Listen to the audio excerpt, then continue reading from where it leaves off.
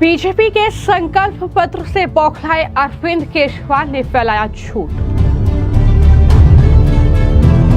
केजरीवाल बोले मोहल्ला clinic free शिक्षा बंद कर देगी बीजेपी। आम आदमी का मुखौटा पहनने वाले अरविंद केजरीवाल के ढोंग की खुली पोल। 25,000 की जैकेट पहनते हैं 55 करोड़ के शीश महल में रहने वाले आम आदमी केजरीवाल। दिल्ली में जैसे जैसे बीजेपी का चुनाव प्रचार तेज हो रहा है, वैसे वैसे अरविंद केजरीवाल की दिल की धड़कनें बढ़ रही हैं। हर एक राजनीतिक दल में आरोप प्रत्यारोप का दौर जारी है और वहीं वादों का पिटारा भी खुल चुका है। लेकिन जैसे ही बीजेपी ने संकल्प पत्र का दूसरा भाग जारी किया तो आम आदमी पार्टी के राष्ट्रीय संयोजक अरविंद केजरीवाल बौखला गए और उन्होंने झूठ फैलाना शुरू कर दिया। अरविंद केजरीवाल ने बाकायदा प्रेस कॉन्फ्रेंस कर डाली और कहा कि जो भी संकल्प पत्र पढ़ेगा उसका खून खोल उठेगा। केजरीवाल यही नहीं रुके, उन्होंने कहा कि बीजेपी कई फ्री की योजनाएं बंद करने जा रही है, जैसा कि मोहल्ला क्लिनिक और फ्री की शिक्षा पर भी बीजेपी जो है वो अब शिकंजा कसेगी, यानी उससे भी बंद कर देगी। तो इस तरीके का झूठ अरविंद केजरीवाल ने फैलाया है। क्या कुछ कहा है वो जानकारी मैं आपको दूंगी, लेकिन वहीं पर अरविंद केजरीवाल के आम आदमी की तरह रहने के वादे पर भी अब सवाल उठ रहे हैं।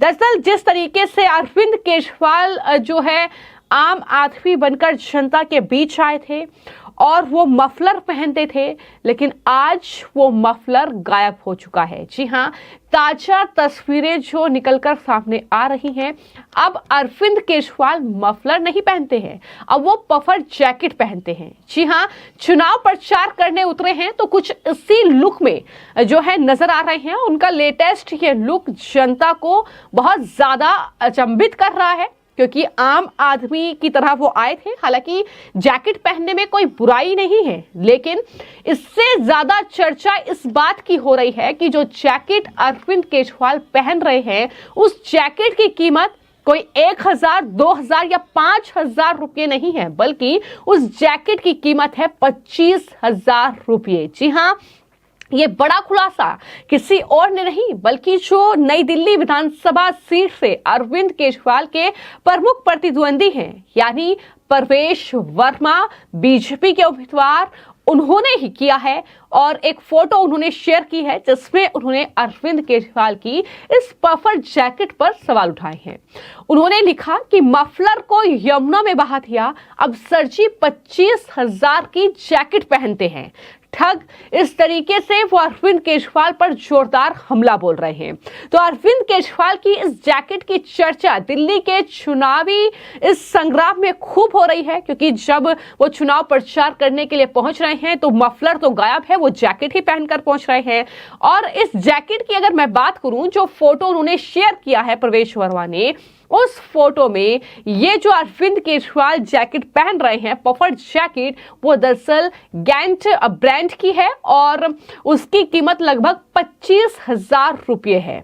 और ये जाहिर तौर पर एक इंटरनेशनल फैशन ब्रांड है और जिसकी शुरुआत अमेरिका में हुई थी। यानी यहाँ पर अरविंद केजरीवाल को इस जैकेट को लेकर इसलिए घेरा जा रहा है क्योंकि जब उन्होंने 2013 में वो चुनाव प्रचार कर रहे थे, जब वो जनता के बीच पहुंचे थे, उन्होंने बार बार हर मंच से ये बात दोहराई है कि हम आम आदमी हैं और आम आदमी की सेवा के लिए ही राजनीति में आए हैं। लेकिन वक्त के साथ उनका लाइफस्टाइल बदलता गया और किस तरीके से अरविंद केजरीवाल ना सिर्फ महंगे अब कपड़े पहनने लगे हैं, बल्कि शीश महल उनका किसी से छिपा नहीं है। उसमें जो आलीशान शीश महल में आलीशान चीजें थी, जो लग्जरी चीजें थी, वो किसी से छिपा नहीं है। तो ये तमाम चीजें निकलकर सामने आई, जिसके बाद लगातार अरविंद केजरीवाल पर सवाल उठने लगे हैं और अब इस तरीके से जो है वो इंटरनेशनल ब्रांड के कपड़े भी पहनने लगे हैं। इसको लेकर ही अब जो है परवेश वर्मा ने ये जोरदार हमला अरविंद केजरीवाल पर बोला है। हालांकि इसका कितना असर चुनावों में होगा ये तो देखना होगा आने वाले वक्त में, लेकिन वहीं पर अगर बात करें अरविंद केजरीवाल की, तो इस बार ये जो चुनावी कहीं ना कहीं पूरा संग्राम है, ये उनके लिए बिल्कुल भी आसान नहीं होने वाला है, क्योंकि कई भ्रष्टाचार के आरोप अरविंद केजरीवाल पर लगे हैं। 10 सालों में जनता ने उनके काम का लेखा जोखा जो है वो इकट्ठा कर लिया है, और किस तरीके से आम आदमी बनकर आए थे, करोड़ों के शीश महल में वो रहे हैं। कोविड में लोग मर रहे थे, वो शीश महल बनवा रहे थे। ये तमाम चीजें जनता के बीच में हैं, लेकिन आज अरविंद केजरीवाल बीजेपी के संकल्प पत्र से भी डरे हुए हैं। जैसा कि मैंने आपको जानकारी दी कि बकायदा प्रेस कॉन्फ्रेंस वो कर रहे हैं और कह रहे हैं कि 4 दिन पहले जो संकल्प पत्र बीजेपी ने जारी किया था, उसमें यह कहा था कि दिल्ली में उनकी सरकार बनी तो मोहल्ला क्लिनिक बंद कर देंगे। जबकि सच्चाई यह है कि बीजेपी ने अपने संकल्प पत्र में यह कहा है कि मोहल्ला क्लिनिक के नाम पर जो आम आदमी पार्टी ने भ्रष्टाचार किया है, हम उसकी जांच करवाएंगे। यह बात बीजेपी की तरफ से कही गई है।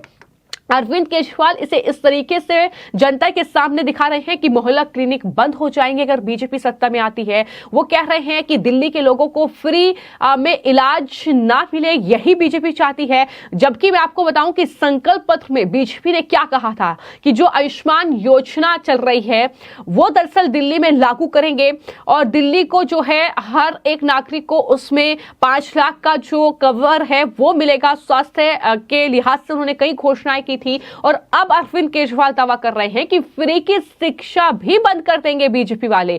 तो इस तरीके की बातें वो कर रहे हैं। जबकि आज संकल्प पत्र में अनुराग ठाकुर ने यह घोषणा की है कि दिल्ली में जो भी जरूरतमंद हैं उन्हें केजी से लेकर पीजी तक यानी पोस्ट ग्रेजुएशन की जो शिक्षा है वो फ्री मिलेगी। ये बात बीजेपी की तरफ से कही गई है। यहां तक कि जो कॉम्पिटिटिव एग्जाम की तैयारी छात्र करना चाहते हैं उन्हें 15,000 रुपए तक की आर्थिक मदद सरकार करेगी। तो इस तरीके से बीजेपी ने यह घोषणाएं की हैं, लेकिन अरविंद केजरीवाल को इस पर झूठ फैलाने में जरा भी देर नहीं लगी, और इस तरीके से उन्होंने जनता के सामने ये झूठ परोस दिया। लेकिन जवाब जो है बीजेपी इस बात का मांग रही है कि आप तो आम आदमी बनकर आए थे, आप तो मफलर पहनकर आए थे, तो पफर जैकेट पर कैसे पहुंच गए, और अगर पहुंच गए हैं तो उसकी कीमत 25,000 रुपए। आम आदमी कोई 25,000 रुपए की पफर जैकेट पहनता है क्या? यह सवाल बीजेपी के नेता लगातार पूछ रहे हैं, और यही सवाल बीजेपी उम्मीदवार प्रवेश वर्मा की ओर से भी पूछा गया है। हालांकि अब देखना यह होगा कि जिस तरीके से यह आरोप प्रत्यारोप का दौर चल रहा है, जिस तरीके से ये पूरा चुनावी संग्राम दिल्ली में चल रहा है, जो ये आरोप प्रत्यारोप का दौर है, किस पर कितना भारी पड़ेगा, और क्या बीजेपी ऐसे मुद्दों को उठाकर अरविंद केजरीवाल को घेर पाएगी, और क्या अरविंद केजरीवाल ये झूठ फैलाकर बीजेपी को धराशायी कर पाएंगे, ये कहीं ना कहीं आने वाले वक्त में 8 फरवरी को जब नतीजे सामने आएंगे तब देखना होगा। फिलहाल आपको क्या लगता है कि इस बार दिल्ली के चुनाव में कौन मारेगा बाजी? इस पर अपनी राय जरूर साझा कीजिएगा। धन्यवाद।